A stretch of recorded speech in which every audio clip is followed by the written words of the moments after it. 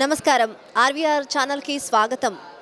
ఈరోజు మన హైదరాబాద్‌లో వనస్థలిపురంలో వేంచేసి ఉన్నటువంటి శ్రీ పద్మావతి సమేత వెంకటేశ్వర స్వామి దేవస్థానంలో 11వ స్మార్త వేదిక సభలు చాలా అంగరంగ వైభవంగా జరుగుతున్నాయని చెప్పుకోవచ్చు. ఇక్కడ రజతోత్సవాల్లో భాగంగా శ్రీ జనార్దనానంద సరస్వతి స్వామి ట్రస్ట్ ద్వారా ఇక్కడ చాలామంది వేద విద్యార్థులు స్మార్త పరీక్షలకు హాజరై నిన్న కంటే ఈరోజు కూడా ఇంకా మెరుగైన విద్యను వాళ్ళు అభ్యసించినటువంటి వాటిని పరిణితి చెందినటువంటి వాటిని పరీక్షల రూపంలో వీళ్ళు క్రమపాఠీలుగా ఘనపాఠీలుగా మరిన్ని సేవలు అందించడం కోసం సనాతన ధర్మాన్ని మరింత ముందుకు తీసుకువెళ్ళడం కోసం ఇక్కడ అందరూ కూడా మంచిగా పరీక్షలకు పాల్గొని వారి వారి ఉత్తీర్ణత శాతాన్ని ఇక్కడ పరీక్షించుకుంటున్నారు.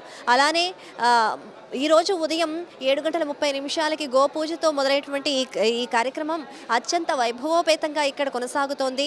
మరిన్ని ముఖ్యమైన కార్యక్రమాలు కూడా ఈరోజు జరగబోతున్నాయి.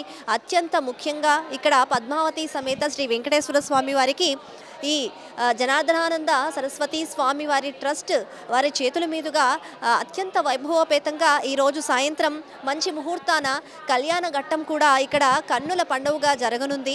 అలానే ఇక్కడ త్రిపుర గవర్నర్ కూడా ఇక్కడికి విచ్చేయడానికి కూడా అన్ని ఏర్పాట్లు జరిగాయి. మనతో పాటు శ్రీపాద కామేశ్వర శర్మ గారు ఉన్నారు, ఘనాపాటి గారు.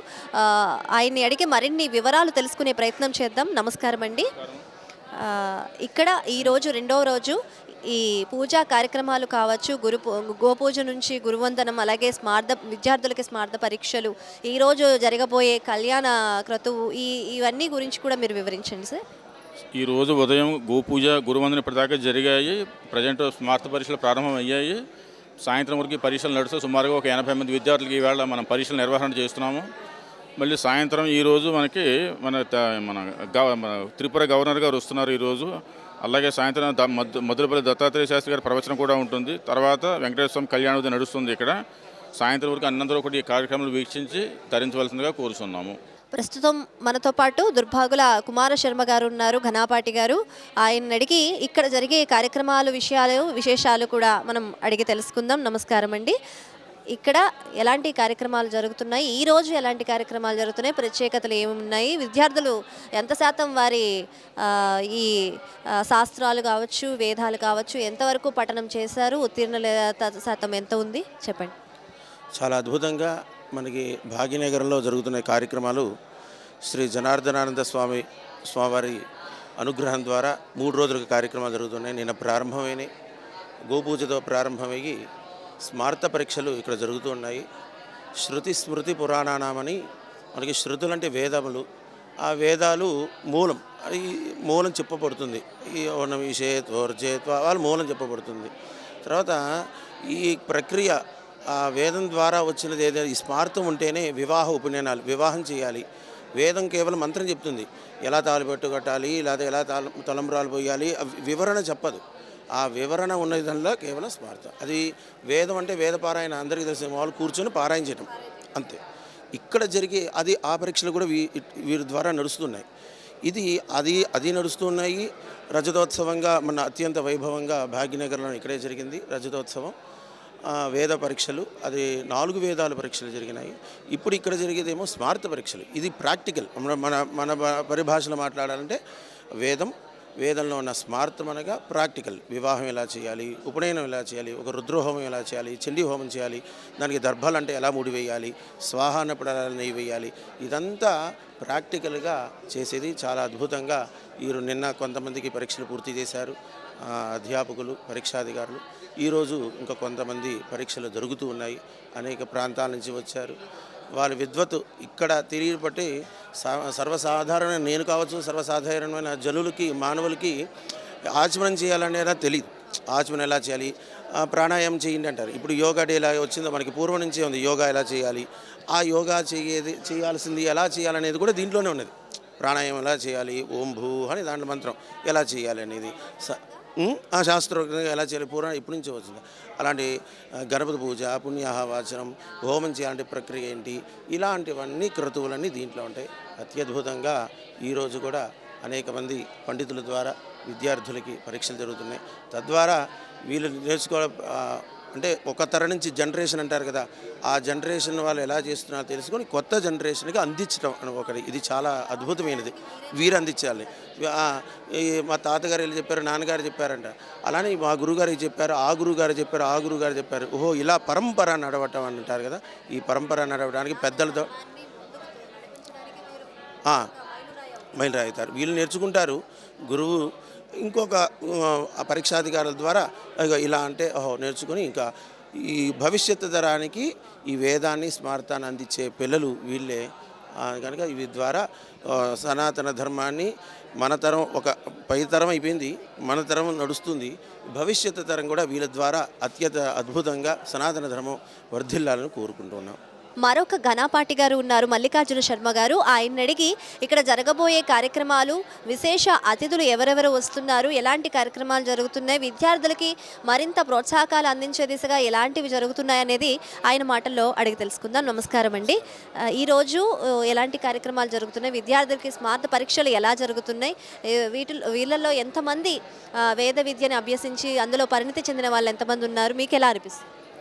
ఈరోజు జరుగుతున్న ఈ పరీక్షల్లో మన ఆంధ్ర, తెలంగాణ 2 స్టేట్ల నుంచి కూడా పిల్లలు చాలామంది వచ్చున్నారు. ముఖ్యంగా తిరుపతి దేవస్థానం గోలి సుబ్రహ్మణ్యం గారు చక్కగా వేదాలను అభ్యసించిన చాలామంది గురువుగారులు వచ్చి ఉన్నారు ఇక్కడికి. అందరూ కూడా చక్కగా పిల్లల్ని వాళ్ళు చదువుకున్న పాఠ్యాంశాల నిమిత్తం పరీక్షలు చేస్తూ ఉన్నారు. దీనివల్ల ఉపయోగం ఏమిటంటే పిల్లలు ఎక్కడి నుంచో చదువుకొని వచ్చి సభాభయం అనేది ఒకటి ఉంటుంది. సభలో ముందు చదువుకోవడం ఒక ఎత్తు, చదువుకున్న తర్వాత బయటకు వచ్చిన తర్వాత మనం ఎట్లా ప్రొనౌన్సియేషన్ చేయాలి, తర్వాత సభలో కొంతమందికి చదువుకుంటారు కానీ సభలో చెప్పలేరు. అందువల్ల ఏమవుతుందంటే పిల్లలు ఇట్లా పరీక్షలకి చక్కగా వచ్చి పరీక్షల్లో పాల్గొని వాళ్ళకి ఏదైతే చక్కగా చదువుకున్నదో గట్టిగా చెప్పగలుగుతారో దానివల్ల ఏమవుతుందంటే వాళ్ళకి సభాపిరికి అనేది పోతుందండి మొట్టమొదట. ఆ తర్వాత ఈ భాగాల్లో వేదంలో అందరూ కూడా వేదం మొత్తం కూడా అన్ని భాగాలు ఒకేసారి చదవలేరు. కాబట్టి వాళ్ళు నేర్చుకున్నంత వరకు ఇక్కడ పరీక్షిస్తూ ఇది అయిపోయిన తర్వాత ఇంకో భాగం, 2వ భాగం, 3వ భాగం, 4వ భాగం అని చెప్పి వాళ్ళు నేర్చుకున్నంత వరకు పరీక్షలు ఇక్కడ ఇస్తూ ఆ సభాపిరికి పోగొట్టుకుంటూ తర్వాత ఏమిటంటే ఒకసారి ఏదైనా ఇక్కడ ఎక్కడైతే తప్పు చేయగలిగామో, ఎక్కడైతే మనం పొరపాట్లు చేస్తున్నామో ఆ పొరపాటు 2వసారి రాకుండా అక్కడ గురువుగారు చెప్పే మెలకువలు కానీ లేకపోతే గురువుగారులు కొన్ని ధర్మ సూక్ష్మాలన్నీ బాగా చెబుతున్నారు ఇక్కడ. చక్కగా సూక్ష్మాలంటే ఈ మంత్రంతో నువ్వేమి చేస్తావు నాయన, ఈ మంత్రంతో నువ్వు ఏం చేస్తావు కొన్ని అడుగుతున్నారు. దానివల్ల ఏమవుతుందంటే వాళ్ళకి భవిష్యత్తులో రేపు ఎక్కడికైనా వెళ్ళి కార్యక్రమాలు చేయించేటప్పుడు ఏమవుతుందంటే వాళ్ళకి ఈ విధంగా చక్కగా అన్నీ తెలుస్తూ ఉంటాయి. కాబట్టి ఇది ఒక మన సనాతన ధర్మానికి తర్వాత ఇంతమంది గురువు గారిని కలవటం, చక్కగా అందరి సమస్యల పరీక్షలు ఇవ్వటం, చక్కగా ఇది మెయింటైన్ చేస్తున్న ఈ సభ నిర్వహణ చేసి పేరు నాకు తెలియదని చక్కగా వారందరికీ కూడా చక్కగా ఇది ఎందుకంటే ఇప్పుడైనా కూడా మనం ఈ సనాతన ధర్మంలో గోవు బ్రాహ్మణుని మించిన దైవం ఇంకోటి లేదు. కానీ చక్కగా రోజు గోపూజ చేసుకోవటం, చక్కగా ఇంతమంది విద్యార్థులకి చక్కగా ఇది ఒక సేవలాగా చేస్తున్నారు. కాబట్టి ఇది ఒక బ్రహ్మయజ్ఞం అండి చక్కగా. కాబట్టి సభ నిర్వాహకులకి చక్కగా ఎప్పుడు మేము రుణపడి ఉంటాం. మేము రాజమహేంద్రవరం నుంచి వచ్చామండి, తూర్పుగోదావరి జిల్లా, ఆంధ్రప్రదేశ్. నా పేరు పురాణపండ జయలక్ష్మి మాధవానంద శర్మ. మేము శ్రీ పందిరి మహాదేవుడు కోట్లింగాల సత్రం స్మార్త పాఠశాలలో అధ్యాపకుడిగా పనిచేస్తున్నాను. ఇప్పుడు ప్రస్తుతం ఒక 5గురు విద్యార్థులతో ఇక్కడికి స్మార్త సభలకు వచ్చాం. ఇది చాలా గర్వకారణం చెప్పాలంటే. ప్రతి చోట కూడా వేద సభలు అయితే జరుగుతాయి కానీ స్మార్త సభలు చాలా తక్కువ. స్మార్త పరీక్షలు అనేవి చాలా తక్కువగా నిర్వహిస్తుంటారు. అలాంటిది వీరి సౌజన్యంతోటి ఇక్కడ జరుగుతాయని తెలిసి వారు గౌరవించగా బ్రహ్మానంద శర్మ గారిని మేమందరం తోడుకుని రావడం జరిగింది. ఈరోజు ప్రారంభం ఇవ్వాలి పరీక్ష. మంచిది, ఇలాంటి కార్యక్రమాలు ఇంకా నడవాలి, స్మార్త సభలు ఇంకా జరగాలని కోరుకుంటున్నాం. మొత్తం పాఠశాలలో 30 మంది వరకు ఉన్నారండి. ఇప్పుడు వచ్చిన వాళ్ళలో 5గురిని తీసుకొచ్చాం. ప్రస్తుతం పరీక్ష ఇవ్వగలిగిన వాళ్ళు, మిగిలిన వాళ్ళు ఇంకా జూనియర్లు ఉన్నారు. అంటే వీళ్ళు ఒక కోర్సు ఇచ్చారమ్మా, కక్షలు ఇచ్చారు. కక్షల వారీగా ఆ కోర్సు అయిన వాళ్ళు మాత్రమే తీసుకురామని చెప్పారు. అందుచేత అడపదడప తక్కువ ఉన్న వాళ్ళని తీసుకురాకుండా పూర్తిగా కక్షకి సంబంధించి అయిన వాళ్ళని తీసుకొచ్చాం.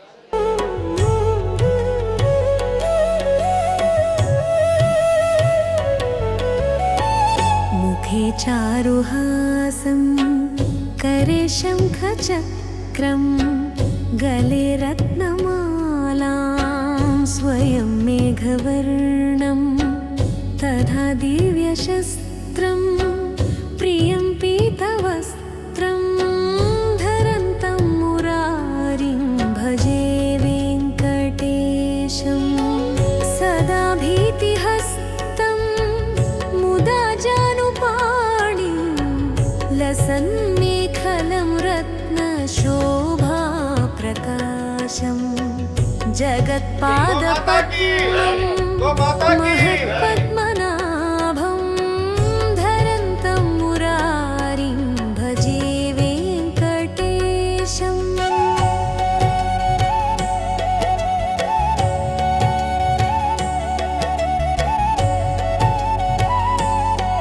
తిరుపతి వెంకటేశ్వర స్వామి వారి దేవస్థానంలో జరుగుతున్న 11వ రజతోత్సవాలలో భాగంగా మన ఎమ్మెల్యే సుధీర్ రెడ్డి గారు పాల్గొని విద్యార్థులకి ఆశీస్సులు అందించారు. అలాగే ఘనాపాటలను కూడా మాట్లాడి పలకరించి వారి ఆశీస్సులు కూడా అందించారు.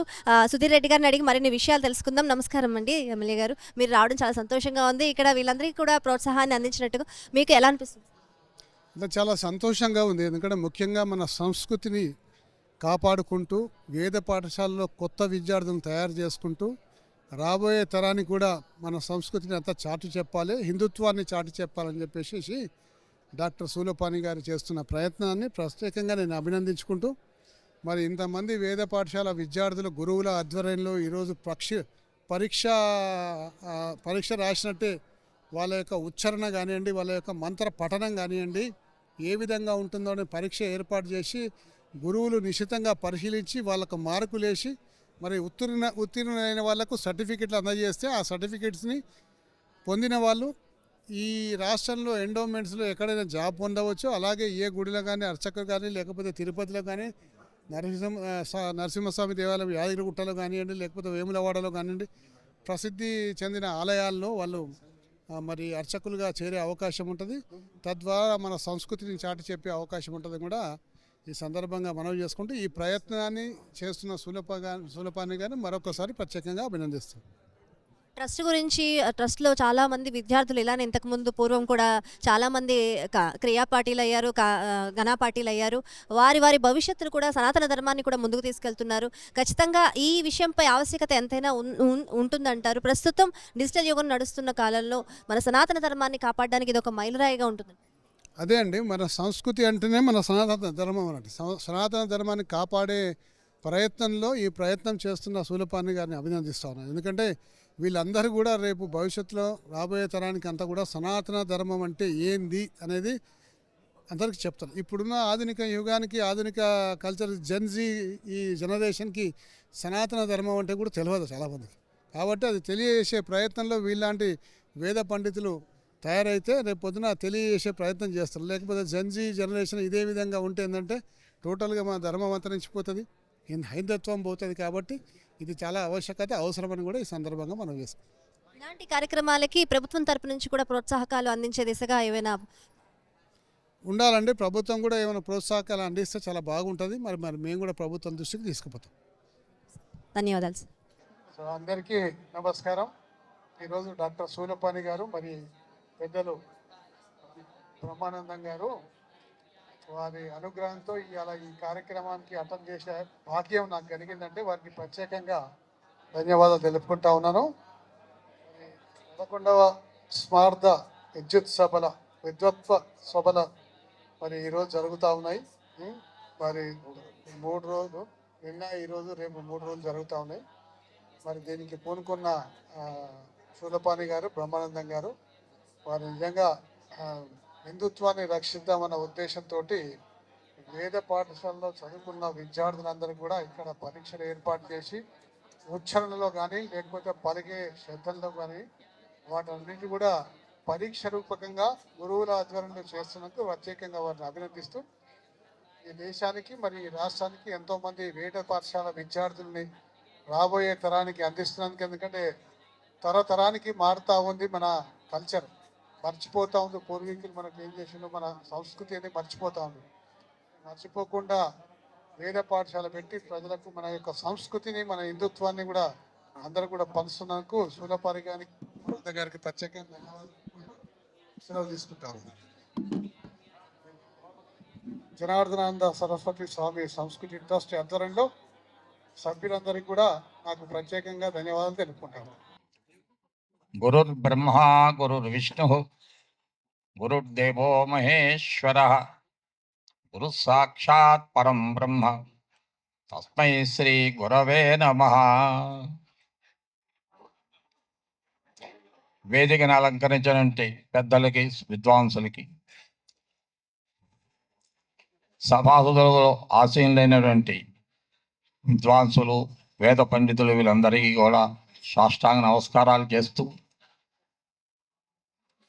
ఈరోజు నిజంగా చాలా విశేషమైన రోజు.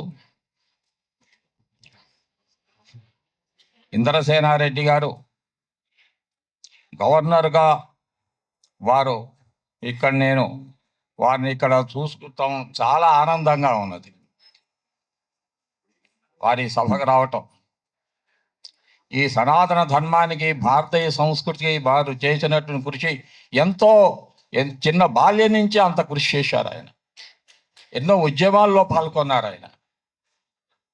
అటువంటి త్యాగం చేసినటువంటి వ్యక్తి ఇవాళ మనం నిర్వహిస్తున్నటువంటి ఏ కార్యక్రమం అయితే మనం ఈ సనాతన ధర్మాన్ని రక్షించాలని ప్రయత్నం చేస్తున్నామో, గత 20 సంవత్సరాలుగా ఇటువంటి ఈ మహత్తరమైనటువంటి ఉద్యమానికి ఇది వారి యొక్క రాక స్ఫూర్తినిస్తుందని చెప్పి నేను భావిస్తున్నాను.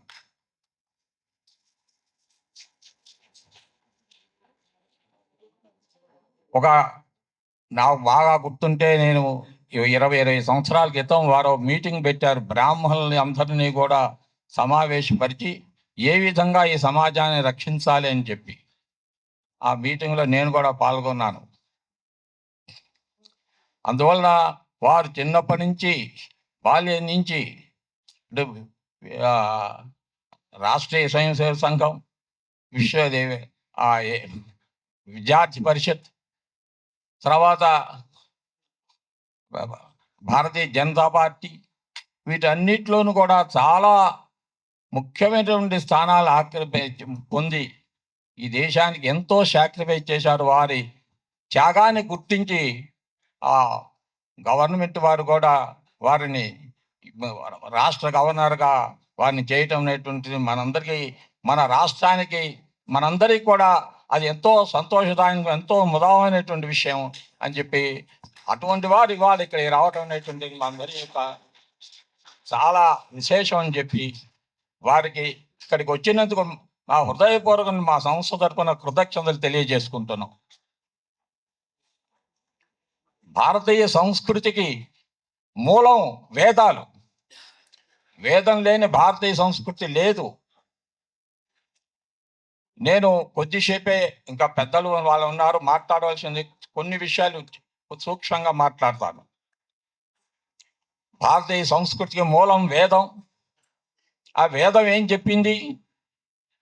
జీవో బ్రహ్మేవనా పరా అని చెప్పింది. జీవుడు బ్రహ్మేనంటోంది, జీవుడు దేవేమో అంటుంది, అహం బ్రహ్మాస్మి అంటుంది, నేనే బ్రహ్మని అంటుంది ఆ వేదం. ఇంతకంటే గొప్ప ఆ ఫిలాసఫీ ప్రపంచంలో ఎక్కడైనా చూడగలవా? This is the highest philosophy. అయితే మనం ఎందుకు మరి దాన్ని అనుభవంలో తీసుకురావటల్లా? నేను బ్రహ్మనే, కానీ నాకు అనుభవంలో కనిపించట్లా. ఎందుకు నాకు అనుభవంలో కనిపించట్లేదు? నాలో అనేకమైన దోషాలు ఉన్నాయి. జన్మాంతర దోషాలు ఉన్నాయి, శారీరక, మానసిక, వాక్ దోషాలు ఎన్నో ఉన్నాయి. ఈ దోషాలను కనుక నేను సవరించుకునేటైతే నేను బ్రహ్మనే. ఆ దోషాలను సవరించుకుంటే, ఇప్పుడు ఒక ఎగ్జాంపుల్ చెప్తాను. ఇప్పుడు వెంకటేశ్వర స్వామి విగ్రహం ఉన్నది. ఆ విగ్రహం యొక్క పూర్వ రూపం ఏంటి? అది ఒక రాయి. అది రాయిగా ఉన్నప్పుడు ఏం చేశారు? దాన్ని తన్నారు, దాని మీద నడిచారు, ఎంతో చేశారు. మరి దాంట్లో ఏం చేశారు? ఆ విగ్రహంలో ఉన్నటువంటి అనవసరమైన భాగాల్ని తీసేశారు. అనవసర భాగాలు ఎప్పుడైతే తీసేశామో అది విగ్రహం అయిపోయింది, దేవతా విగ్రహం అయిపోయింది. దాన్ని ప్రాణప్రతిష్ఠ చేసేటప్పుడు దేవుడైనా మనందరం వెళ్ళి నమస్కారాలు చేస్తున్నాం. మన యొక్క పరిస్థితి కూడా అంతే. మనలో ఉన్నటువంటి దోషాలన్నీ కనుక మనం తీసేసినట్టయితే మనమే దేవుళ్ళు అయిపోతాం. దీనికి మన ప్రాణ ప్రతిష్ఠ చేయొచ్చు. ఆ దోషాలను తీసేటువంటి విధానమే ఈ స్మార్తము, ఈ స్మార్త క్రియలన్నీ కూడా. అందుకోసం పుట్టింది ఈ స్మార్తం. This is the highest philosophy. అపూర్వం పుట్టిస్తుంది అన్నమాట. ఈ స్మార్త విద్య వలన అపూర్వం పుట్టి దేవుడు జీవుడు భగవంతుడైపోతాడు. అహం బ్రహ్మాస్మి అనే స్థితి వస్తుంది. This is the highest philosophy, మనం వేదం చెప్పినటువంటిది. అందువల్లనే మన ప్రపంచంలో మన జగద్గురుత్వం మనకు వచ్చిందన్నమాట. ఈ స్మార్త క్రియలు ఇది ఒక విద్య. మన నిత్యకృత్యం మనం ఆచరిస్తున్నటువంటి విషయం కూడా అదే. మనం ప్రతిరోజు కూడా ముగ్గు వేస్తున్నాం, దీపారాధన చేస్తున్నాం, తోరణం కట్టున్నాం. ఇవన్నీ ఎవరు చెప్పారు? ఈ దేవాలయంలో ఈ దేవాలయం ఇట్లా నిర్మాణం చేయాలి, దీనికి పూజలు ఇట్లా చేయాలని ఎవరు చెప్పారు? ఇదంతా వేదం చెప్పింది. అందువల్ల వేదం కనుక నిలబడితే ఆ వేదం చెప్పిన విధానాన్ని నిత్యకృత్యంలో ఎట్లా ఆచరించాలి చెప్పేటువంటిది ఈ స్మార్త విద్య. ఈ వేదం కనుక నిలబడినట్టయితే మొత్తం అంతా కూడా దేవాలయాలు బాగుంటాయి, ప్రపంచం బాగుంటుంది, మన నిత్యకృత్య జీవన విధానం కూడా బాగుంటుంది. అందువలన ఆ వేద విద్య కనుక ఒక చెట్టు ఉన్నది, ఆ చెట్టు ఫలపుష్ప భరితంగా ఉండాలంటే ప్రతి ఆకుకి ప్రతి కొమ్మకి మనం నీళ్లు పోయాం, ఆ వేళ్ళకి నీళ్లు పోస్తాం. ఆ వేళ్ళు వేదం, ఆ వేళ్ళు ఈ స్మార్త విద్య. దీనికి నీళ్లు పోస్తే ప్రపంచం స్థితిగా ఉంటుంది.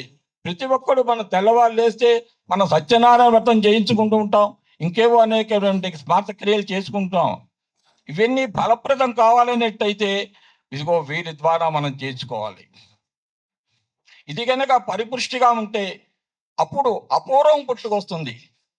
దానికోసం అని చెప్పి మా ట్రస్ట్ మూల స్తంభం శ్రీ జనార్దనానంద సరస్వతి స్వామి వారు 25 సంవత్సరాల క్రితం ఈ తెలంగాణలో పర్యటన చేసి ఈ ప్రాంతంలో వేద విద్య చాలా బలహీనంగా ఉన్నది, వెనక ఉన్నటువంటి ఘనపాఠీలు ఇక్కడ లేరు, తగ్గిపోతున్నారు, అందువల్ల దీన్ని బలపరచాలి అనే దృష్టితోటి వారు మమ్మల్ని అందరినీ ప్రోత్సాహం చేశారు.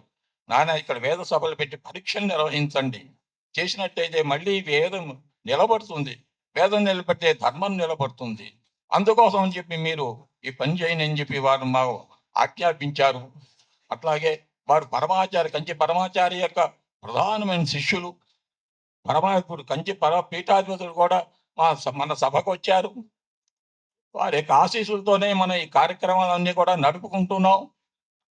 ఆ మొట్టమొదట్లో 20 సంవత్సరాల క్రితం కేవలం 7-8 మంది మాత్రమే విద్యార్థులు పరీక్షలకు వచ్చారు. అటువంటిది వాళ్ళ పెద్దల యొక్క ఆశీస్సులు, గురువు గారి యొక్క ఆశీస్సులు, భగవంతుని యొక్క ఆశీస్సుల వలన మొన్న మన రజతోత్సవం స్కందగిరిలో జరుపుకున్నాం. దానికి 500 మంది విద్యార్థులు పరీక్షలకు వచ్చారు.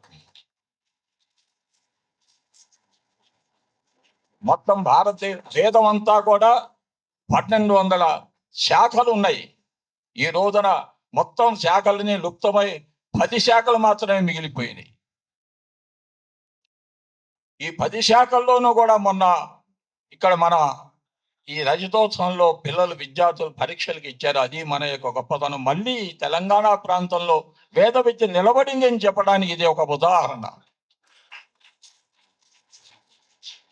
ఆ విధంగానే స్మార్త విద్యను కూడా ప్రతి ఒక్కడు కూడా దీన్ని ఏదో సత్యావతం చేయాలి, అది సక్రమంగా మనం చేయించలేకపోయినాం, ఆ ఫలం మనకి రాదు. ఆ ఫలం వస్తేనే మన ఈ సంస్కారం వస్తుంది. ఆ సంస్కారం కోసం అని చెప్పి మనం ఈ విద్యను కూడా ఆ పరీక్షలు పెట్టి దీంట్లో ఉత్తీర్ణులైనటువంటి వాళ్ళని మనం అందరం కూడా ఒక వెబ్సైట్లో పెట్టి ఇప్పటికి దాదాపుగా మనం ఈ 11 సంవత్సరాలుగా ఈ కార్యక్రమం నడుపుతున్నాం. 200 మంది విద్యార్థులు పంచదశ కర్మల్లో నిష్ణాతులైనటువంటి వాళ్ళు తయారైనారు. వాళ్ళని వెబ్సైట్లో పెడుతున్నాం. వారి ద్వారా మన స్మార్త క్రియలన్నీ చేసుకోవచ్చు. ఈ విధమైనటువంటి దృష్టితోటి ఈ స్మార్త క్రియల్ని మనం ప్రోత్సహిస్తూ ఈ ప్రధానంగా తొగుట స్వామి వారు మదానంద సరస్వతి పీఠాధిపతులు మాధవానంద సరస్వతి స్వామి వారు ఇవాళ రావాల్సి ఉన్నది. వారు ఏదో కార్యాంతరం వల్ల రాలేకపోయినారు. వారు గట్టిగా ప్రోత్సహించిన ఆయన ఇక్కడ ఈ ప్రాంతంలో ఈ వేద విద్య, ఈ స్మార్త విద్య బాగా అభివృద్ధి చెందాలని చెప్పి వారు ఆదేశించారు. దానిపై పరీక్షలు పెట్టి ఈ విధంగా చేస్తున్నాం. దీనికి ఇటువంటి ఇంద్రసేనారెడ్డి గారు, గవర్నర్ గారు వారు ఇక్కడికి రావటం అనేటువంటి చాలా ముదాహమైన విషయం. వారికి మా సంస్థ తరపున మా హృదయపూర్వక కృతజ్ఞతలు తెలియజేసుకుంటూ, ఈ సంస్థ యొక్క ప్రారంభకులు మహానుభావులైనటువంటి జనార్దనానంద స్వామి వారికి నమస్కారములు చేసుకుంటూ, మహానుభావులు ఈ సంస్థని 27 సంవత్సరాలుగా నడిపిస్తున్నటువంటి సాయినాథ శర్మ గారికి ధన్యవాదాలు తెలియజేసుకుంటూ, ఈరోజు ఇక్కడికి ముఖ్య అతిథిగా విచ్చేసినటువంటి గౌరవనీయులైనటువంటి త్రిపుర గవర్నర్గా త్రిపుర స్టేట్ గవర్నర్గా ఉన్నటువంటి మన ఇంద్రసేనారెడ్డి గారికి ప్రత్యేకించి నా యొక్క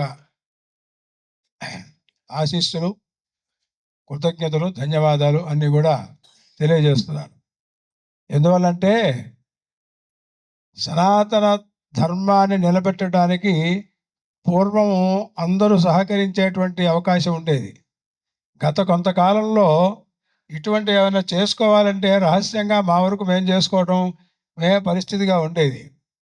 ఇప్పుడు పరిస్థితి దేశంలో ఎక్కడైనా బాహాటంగా సనాతన ధర్మాన్ని మేము ఈ రకంగా నిర్వహిస్తున్నాము అని గర్వంగా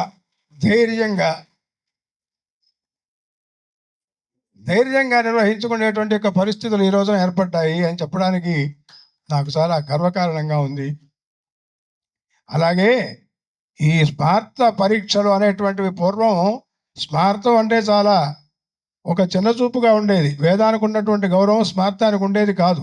కానీ ఇప్పుడు మన సాయినాథ శర్మ గారు చెప్పారు, ఒక జీవితంలో ఒక గృహస్థు కానీ ఒక ఉండేటువంటి ఒక పౌరుడు వారి యొక్క నైతిక కార్యక్రమాలను నిర్వహించుకోవడానికి కానీ, వారికి ఏదైనా జాతకరీత్యా కానీ ఇతరమైనటువంటి కానీ అపమృత్యు దోషాలు ఆపదలు వచ్చినప్పుడు అవి తొలగించుకోవడానికి కానీ, కుటుంబంలో వివాహాది కార్యక్రమాలు నిర్వహించుకోవడానికి కానీ ఈ యొక్క స్మార్తము అనేటువంటి పౌరోహిత్యకాండ చాలా ఉపయోగిస్తుంది. అంటే వేదము కర్మకాండని జ్ఞానకాండని ఉపదేశమాత్రంగా చెబుతుంది. ఆ ఉపదేశమాత్రంగా చెప్పినటువంటి దానిలో నుంచి మహర్షులు స్మృతులు అనేటువంటి వాటిని రచిస్తే ఆ స్మృతి గ్రంథాల్లో నుంచి ఈ స్మార్తం అనేటువంటిది ఉండి ప్రజలందరికీ అనేక రకములైనటువంటి నిత్యకృత్యమే కాకుండా వారికి అనేకమైనటువంటి శాంతి కర్మలు కూడా ఆచరించే విధంగా ఈ స్మార్తం అనేటువంటిది ఏర్పాటు చేశారు. అటువంటి స్మార్త విద్యని ఒక ఏదో కొంతవరకు ఆపడం అనే కాకుండా దీంట్లో బాగా పండితులను తయారు చేసి ప్రపంచానికి అందించాలి.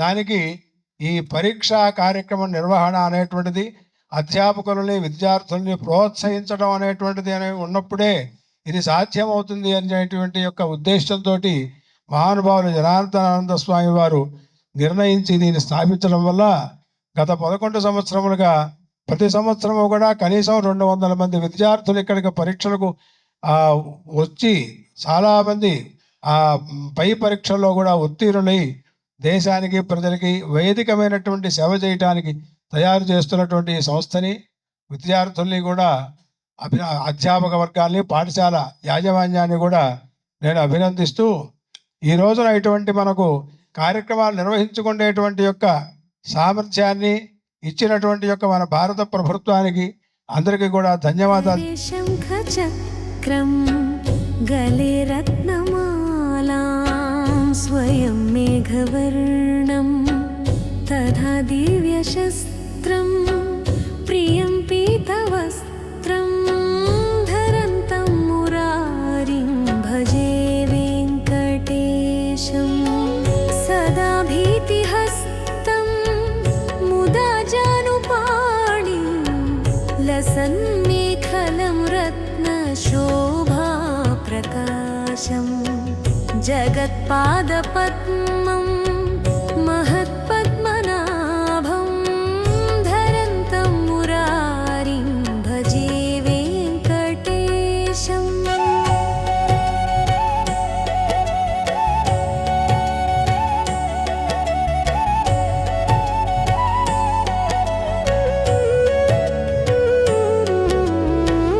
అహో నిర్మలం నిత్యమాకాశరూపం